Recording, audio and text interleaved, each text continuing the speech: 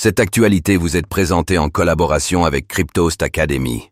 Ayez un temps d'avance sur le marché crypto en rejoignant notre communauté premium. FTX s'apprête à reverser 5 milliards de dollars à ses créanciers. Après plus de 2 ans de rebondissement judiciaire, la plateforme en faillite FTX va enfin commencer à rembourser ses créanciers à hauteur de 5 milliards de dollars dès le 30 mai. Une opération d'envergure qui pourrait transformer le paysage crypto actuel.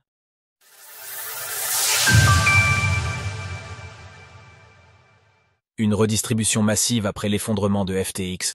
La deuxième phase du plan de réorganisation de FTX, validée dans le cadre du chapitre 11 de la loi sur les faillites, entre dans sa phase opérationnelle. À compter du 30 mai 2025, les premiers paiements seront effectués à destination des créanciers éligibles, c'est-à-dire les entités auxquelles FTX devait de l'argent au moment de sa faillite.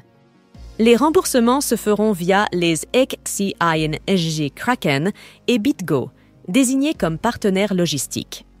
FTX va commencer les distributions aux détenteurs de créances validées appartenant aux catégories convénience et non-convénience, ayant terminé les étapes préalables à la distribution le 30 mai 2025. Communiqué. La somme à redistribuer dépasse les 5 milliards de dollars.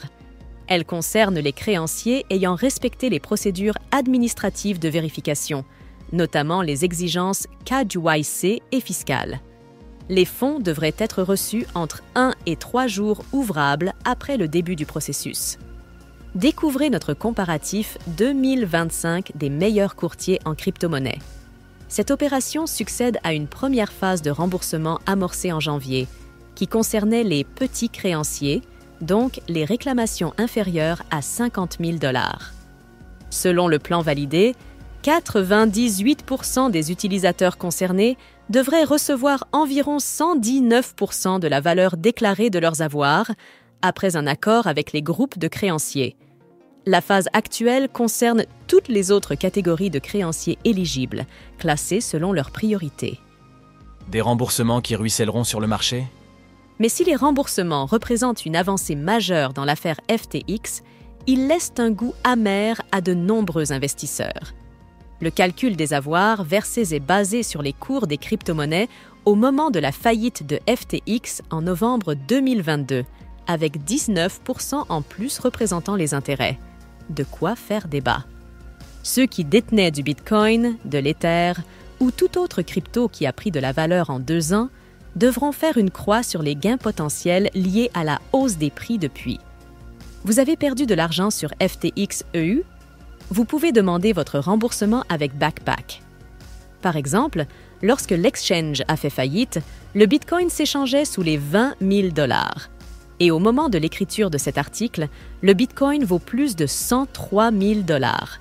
Pareil pour l'Ether, 1 300 $ environ en novembre 2022, 2 624 en CE moment. Cela aurait fait pas mal de plus-value potentielle pour ceux qui parient sur le hold.